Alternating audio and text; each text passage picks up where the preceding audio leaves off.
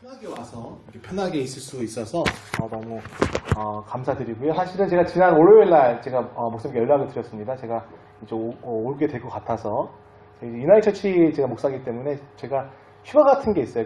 쉬는 주일이 있습니다. 그래서 이번 주에 제가 쉬는 주일인데 목사 연락 드렸더니 또 설교를 부탁해 주시더라고요. 저는 너무 하고 싶었는데 제가 또 하겠다고 하면 좀 너무 그렇군데 다행히 물어봐 주셔서 아주 오랜만에 영어로만 설교하다가 한국말로 설교하는 게 너무 기쁘고 감격이 좀 됩니다. 너무 반갑고요.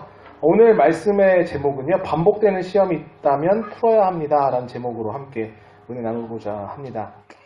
제가 목사로서 여러 사람들과 이렇게 상담을 하게 되다 보면 이 상담이라고 하는 건요, 이례적일 수가 없어요. 예를 들어서 어떤 문제를 가지고 와서 같이 이야기하고 기도하고 끝나는 경우는 거의 없지 않습니까? 대부분 이렇게 다시 만나고 또 상담을 계속해서 하게 됩니다.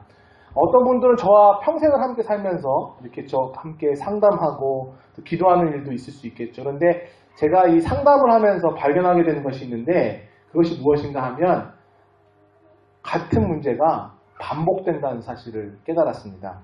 어떤 사람은 계속해서 돈 문제가 있고요. 어떤 사람은 계속해서 인간관계의 어려움을 느낍니다. 어떤 사람은 삶에 만족하지 못하는 것이 문제이고요. 어떤 사람은 배우자의 문제가 평생의 짐이 되기도 합니다.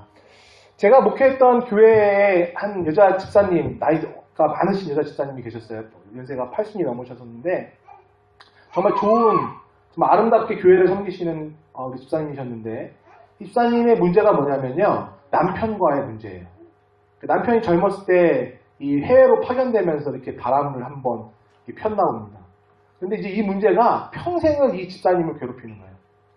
그러니까 이미 지금 40년, 50년이 된 이야기인데도 불구하고 그것이 계속해서 이 집사님을 괴롭히는 거예요. 그런데 문제가 뭐냐면 이 마음의 병이 육신의 병으로 드러난 건지 아니면 육신의 병이 있는데 그것의 이유를 남편에게 찾는 건지 모르겠지만 본인이 겪게 되는 몸이 아파도 남편 때문이고, 그렇죠? 어딜 다쳐도 남편 때문이고 계속 이러는 거예요.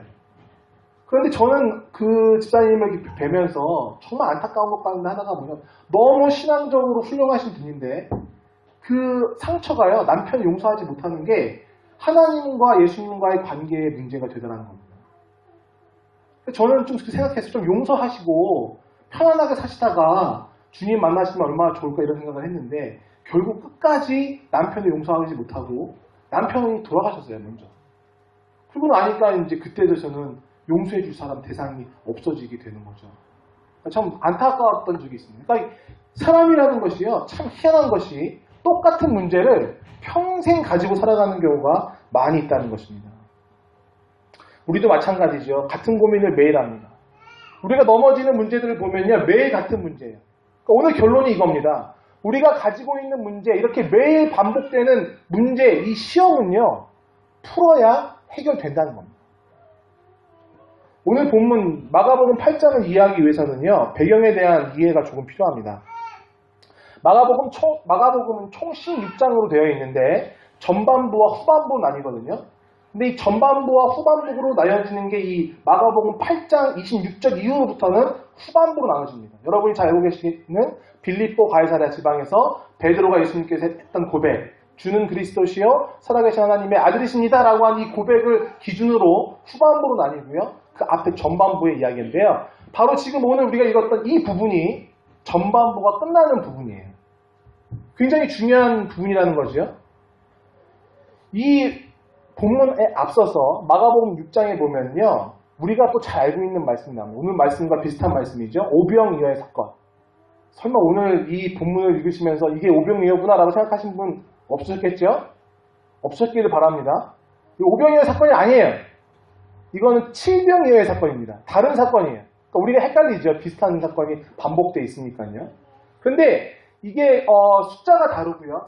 5,000명이고 4,000명이고 남아있는 광주리 개수가 틀렸습니다. 근데 그것을 넘어서서 6장에 있는 말씀은 유대인을 대상으로 하셨던 말씀이고 이 8장에 있는 말씀은 이방인, 그러니까 이스라엘 사람들이 아닌 다른 사람들을 위해서 주신 말씀이에요.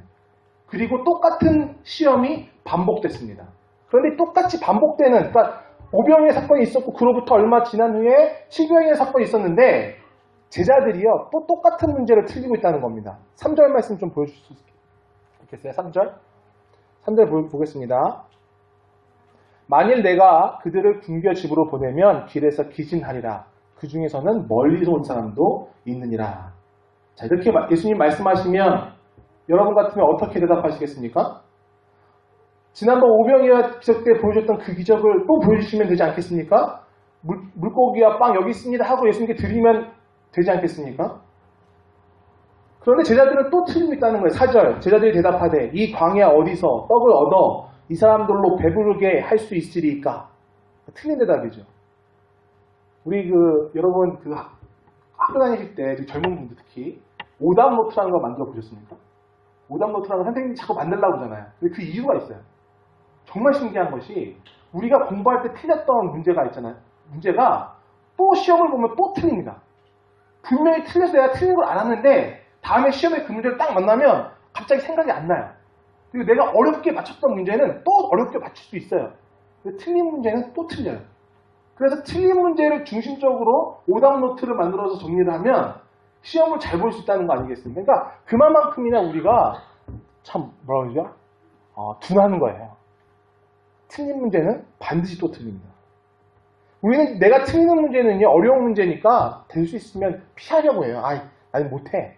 미루려고 합니다. 나중에 푼다고. 그런데 그 문제를 풀지 못하면 주님은 그 문제를 풀게 하기 위해서 또다시 그 문제를 주십니다. 그러니까 여러분 인생 가운데 하나님은 왜 나한테 이렇게 똑같은 시험을 똑같이 주시는가? 여러분이 지금 틀고 있기 때문입니다. 여러분이 그 문제를 못 맞추고 있기 때문이에요. 그러니까 계속해서 반복해서 하나님이 여러분을 가르치기 위해서 똑같은 시험을 계속해서 반복해서 주신다는 겁니다. 어떤 사람은 원망하는 사람이 있어요. 고난이 오면 원망합니다. 근데 입술로 원망하지 않고 믿음으로 고난을 이겨야만 다시 그 다음 고난이 오지 않거든요. 풀고 넘어가야 돼요. 그런데 자꾸 원망하니까 자꾸 고난이 오는 거예요. 어떤 사람은 돈에 약합니다. 그때 철저하게 회개하지 않으면 돈 문제가 또 와요. 어떤 사람은 질투와 시기가 문제인 사람이 있습니다. 근데 그 문제 이기지 못하면 또 온다는 겁니다. 우리 성경에 다윗, 하나님께서 마음에 합한 자라고 말씀하셨는데 다윗도 약점이 있었거든요. 다윗의 약점이 뭡니까? 여자에게 약했어요. 다윗이 정말 재미있는 사람인 게 뭐냐면 그 광야에서 피시나에 있는 동안에도요 부인을 4명이나 얻었습니다.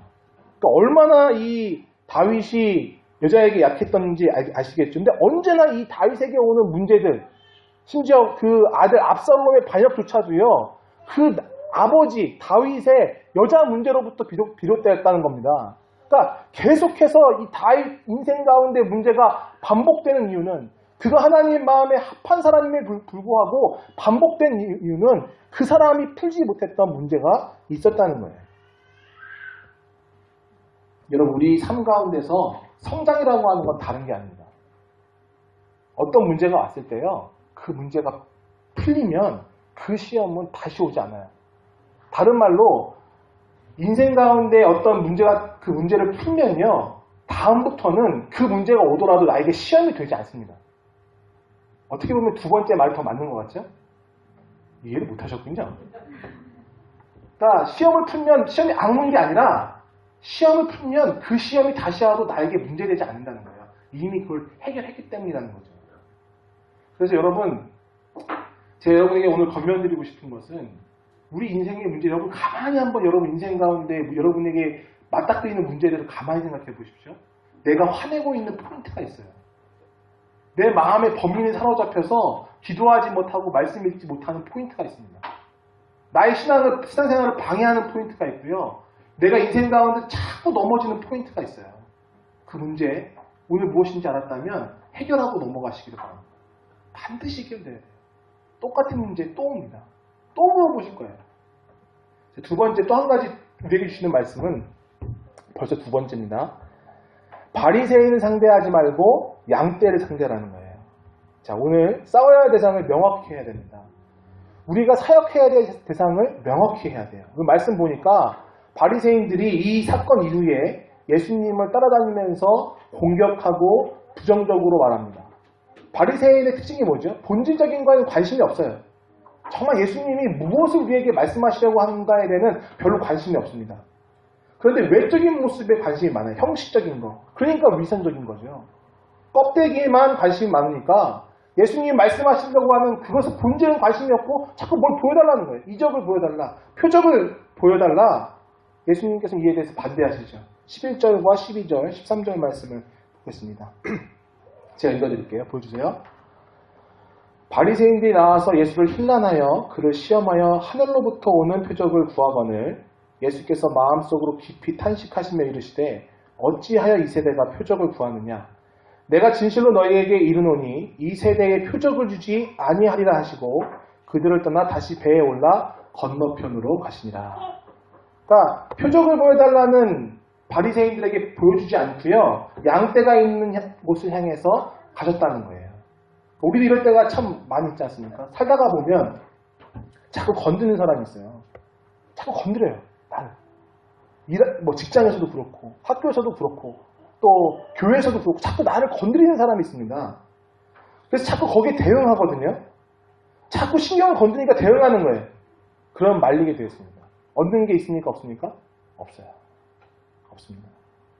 부정적이고 비생산적인 논쟁, 본질을 벗어나는 다툼은요, 하지 않는 게 낫습니다. 절대로 끝낼 수 없어요. 예수님 보십시오. 예수님도 그렇게 바리새인들에게 공격을 받으셨지만 대응하지 않고 조용하지만 예수님을 필요로 하는 곳으로 향해서 나아가시더라는 겁니다. 그것이 중요한 거예요. 여러분 세상은요, 기본적으로 색채가 바리새적입니다. 바리새적이란 게 뭐냐면 내가 말하는 그 본질적인 내용은 별로 관심이 없어요. 내가 말하는 뭐 태도, 내가 말하는 어투, 그렇죠? 외적인 모습들 그런 거에 관심이 많거든요. 정말 이것을 통해서 무엇을 하려고 하는지는 별로 관심이 없어요. 그냥 자기가 기분이 나쁜 거, 또 자기가 그것을 통해서 이 사람을 누르려고 하는 거, 이런 게 항상 있거든요. 항상 불만을 말하고 항상 반대하는 사람들을 보면요, 그걸 반대해서가 아니라 그냥 자기에게 관심을 달라는 겁니다. 그렇게 주는 관심은 그게 계속될 수 있겠습니까? 우리 어린 아이들도 보세요. 제가 오늘 저희 조카 이제 윤희를 보면서 느끼는 게 뭐냐면, 쟤는 사람을 어떻게 사람의 마음을 빼앗아야 되는지 압니다. 정말 희한해요. 괜히 웃어요. 괜히 웃고, 괜히 윙크 시키지도 않았는데 윙크하고, 이 사람한테 안 하겠다, 저 사람한테 하겠다 그러는 거예요. 뭐냐면 관심을 달라는 거죠. 저렇게 이쁠 때는 관심을 다 주지만 조금 더 크면 이제 관심을 안 줄 때가 와요. 그러면 이제 자연적으로 성장하는 거죠. 아, 내가 세상의 중심은 아니구나, 이렇게 깨달아야 되는데, 그게 아니고 계속해서 내가 관심 받고 싶은 사람도 있단 말이죠. 요새 말로 관종이라고 하지 않습니까? 모르시면 넘어가시고요. 아무튼 관심을 너무 받고 싶어하는 사람들이 있어요. 자, 그런데 그런 것을 통해 자꾸 거는 거예요. 이게 그래서 바리새적인 색채라는 거예요. 바리새인들이 정말로 하나님 나라를 원했겠습니까? 아니에요. 내가 얼마나 많이 알고 있는지, 내가 얼마나 올바른지를 사람들한테 이야기하고 싶은 거예요. 그러니까 자꾸 거는 거예요. 뭐 잘못됐다. 뭐 잘못됐다. 계속 거는 거죠. 그게 바로 세상이라는 겁니다. 그래서 신앙생활 하다가 보면 이상한 거에 관심이 많은 사람들이 있는데, 예를 들면 이런 거예요. 누가 어쨌다더라. 누구누구 집사가 어쨌다더라. 누구누구 목사가 어쨌다더라. 무슨 상관이 있겠습니까? 잘했다는 게 아니에요. 잘했다는 게 아니라 그게 너와 무슨 상관이 있냐는 거예요. 저도 봅니다. 저도 교회가 잘못된 거 보고, 저도 누구누구 집사가 잘못하는 거 보고, 저를 비롯한 어느 누구누구 목사가 잘못하는 걸 보지만, 그게 여러분 잘못된 것은 비난받고 혼나야 돼요. 그렇죠? 그리고 하나님 앞에 문제를 해결받아야 됩니다. 그렇죠? 하지만 다른 어떤 누구가 하는 게 나랑 무슨 상관이 있어요. 반면 교사를 삼고 나는 안 그러면 되잖아요. 그리고 나는 더 올바른 걸 하면 되는데 누가 어때서 나는 못한다는 거예요. 그게 무슨 관계가 있어요. 그건 다 핑계일 뿐입니다. 그래서 여러분 이렇게 한번 생각해 보시면 좋겠어요. 우리 저희 오스틴빌 제가 있는 이제 동네예요. 5,000명 정도 됩니다. 거기에 이제 젊은 목사들이 요새 막 몰려들기 시작했어요. 저를 비롯해서. 거기 하이스쿨에 그 챕터인이 있습니다. 종교 선생님. 이분이 참 재미있는 이야기를 지난주에 저희 교회 와서 해주셨는데 아이들이 묻는다는 거예요. 선생님, 제가 생각할 때 모든 종교는 다 폭력적인 것 같아요. 실제로 일어나는 일들을 보면 그렇지 않습니까? TV를 보면 다 종교 때문에 전쟁하고 종교 때문에 싸우고 다 그렇지 않습니까? 그러니까 폭력적이라는 거예요. 이 선생님이 뭐라고 얘기했냐면 야, 너 차를 한번 생각해봐.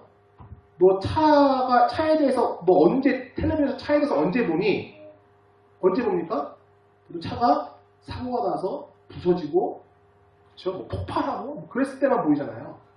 근데 우리가 차를 타면 다 차가 폭발하고 다 사고 납니까? 저 같은 경우에 이제 올스톤빌에 저까지가 한 7시간이 걸리는데요. 7시간 동안 오면서 중간에 맥도날드를 들리고 화장실도 스톱하고 이렇게 왔단 말이죠. 7시간 동안 참 좋은 시간이었어요. 저희 아이들 뒤에서 게임하고 저와 저 집사람은 대화하고 이렇게 왔다면 아름답게 왔어요. 이 아름답게 온 차에 대한 이야기는 절대로 메디아에 실리지 않습니다. 그렇죠? 대부분 우리가 경험하고 있는 차는 좋은 차예요. 대부분 우리가 경험하고 있는 교회, 대부분 우리가 경험하고 있는 사람들, 여기에 있는 우리 열린교회 안에 있는 식구들 가만히 다 보세요. 나쁜 사람 있습니까? 없습니까? 한 명 있겠죠. 누구? 말을 못하겠지만 있을 수 있죠. 죄송합니다. 제가 여러분을 이렇게 시험을 하는데 저희 교회도 있어요. 저희 교회도 제가 뭘만 하려고 하면 막 딴지 걸고 싶어 하는 분도 있거든요. 불편해요. 왜냐면 저를 쳐다보는 눈빛이 뭘 걸려고 하는 게 느껴져서 잘 못 쳐다보겠어요. 그런데 그렇지만 대부분 다 괜찮아요. 양떼가 있는 대로 나아가지 않겠습니까? 목사가 누구 미워가지고 나 저 사람 때문에 목회 못 가겠다고 가버리면 못하겠어요. 그렇지? 양떼가 있으면 양떼가 있는 대로 나아가는 것이 예수님의 방법이라고 하는 겁니다. 여러분, 그래서 제가 여러분에게 권면드리고 싶은 건 이겁니다. 누가 어쨌다더라는 말에 별로 귀 기울이실 필요가 없어요. 신경 쓰지 마세요. 그거 일일이 대응하다가 보면요, 사람 망가집니다. 내가 할 일을 못해요. 안데르센이라는 작가가 있지 않습니까? 우리가 잘 알고 있는 여러 가지 동화들을 만들었죠. 가장 대표적인 게 인어공주, 그렇죠? 그 다음에 벌거벗은 임금님, 또 뭐 있죠? 안데르센이 쓴 거? 눈의 여왕, 뭐 이런 거. 좋아요.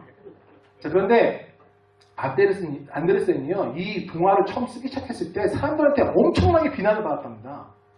애들 동화를 그렇게 쓰면 어떡하냐는 거예요. 예를 들어서 인어공주 같은 경우 볼까? 나중에 어떻게 되죠? 인어공주가요?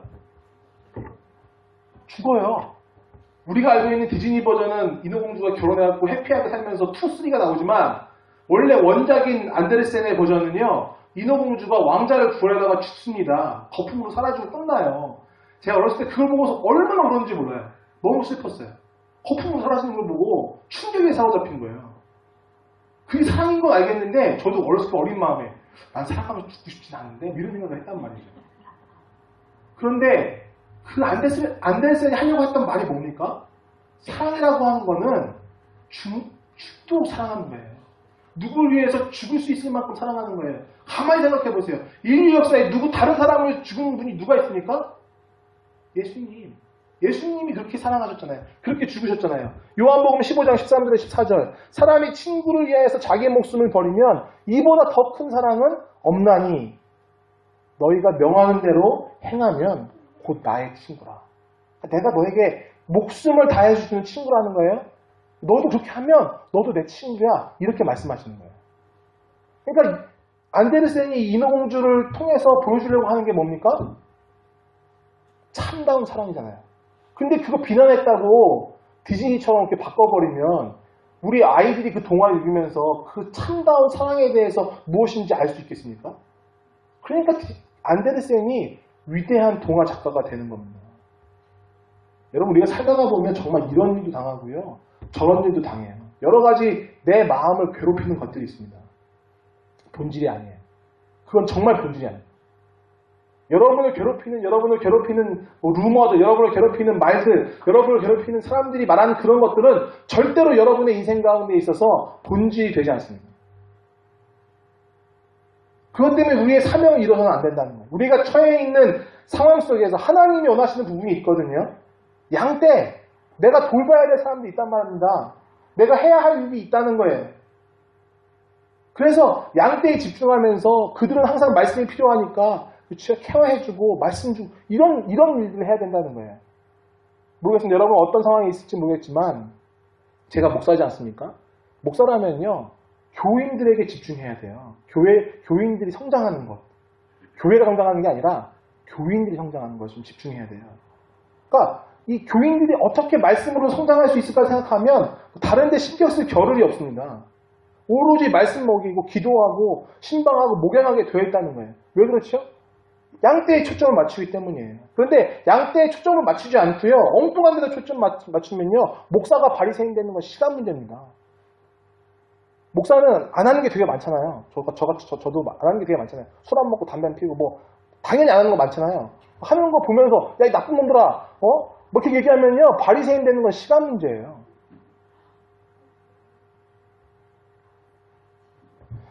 예수님께서 바리새인을 떠나서 양떼로 가시거든요.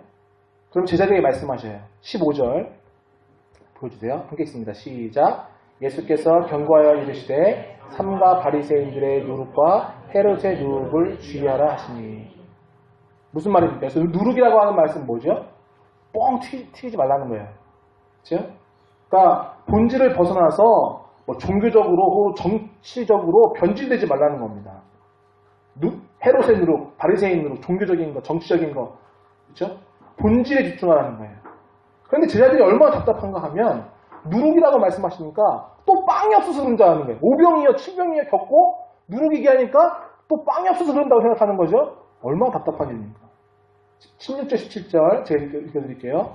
제자들이 서로 수군거리기를 이는 우리에게 떡이 없음이로다 하거늘 17절 예수께서 하시고 이르시되 너희가 어찌 떡이 없음으로 수군거리느냐 아직도 알지 못하며 깨닫지 못하느냐 너희 마음이 둔하냐.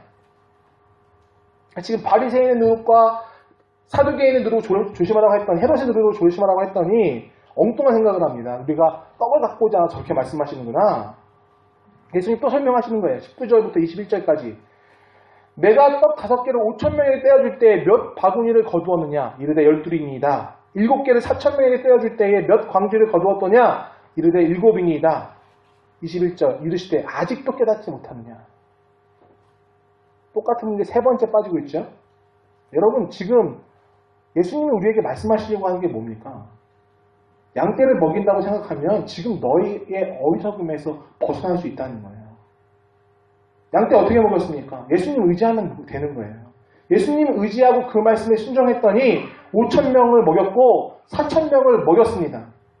그렇게 생각한다면 되는 거예요. 적어도 오병이어를 경험한 사람이라고 한다면 이제부터는 떡 걱정은 접어야 된다는 거예요. 어떻게 오병이어를 경험하고도 떡 걱정을 하냐는 겁니다. 여러분 우리 인생 가운데 얼마나 걱정이 많습니까? 걱정 많죠? 어떻게 하면 취직할까? 어떻게 하면 그렇죠? 결혼할까? 어떻게 하면 승진할까? 뭐 이렇게 고민하다가 보면요. 제가 저희 교회에 정말 연세 드신 분들이 많아요. 98세 된 할머니가 운전을 하고 교회에 옵니다. 대단하죠? 그 할머니들 다 걱정이 있어요. 쓸데없는 걱정들. 별로 걱정하지 않아도 될 걱정들이 많단 말이에요. 그런데 예수님을 믿다 보면 이거 하나씩 접어야 됩니다. 오병이어를 경험했다면 우리가 하나님의 은혜를 경험했다면 여러분 한 번씩 인생에 한 번씩은 인생에 있어서 하나님의 은혜를 경험하셨잖아요. 한 번만 안 하셨죠? 2번 하시고 3번 하셨죠? 시험에 빠진 횟수만큼 여러분 하나님의 은혜를 하셨을 거라고 믿습니다. 그러니까 여러분이 여기 와 계신 거잖아요. 그렇다고 한다면 걱정하지 않아도 돼요. 저는 다른 건 모르겠습니다. 저는 다른 건 모르겠는데 성도 모이는 걱정, 목사로 성도 모이는 거 걱정 저는 별로 없어요. 아직 하지 않긴 했어요. 제가 목회를 하면서 느끼는 건요. 이거는 하나님이 하시는 일이라는 생각이 딱 들어요.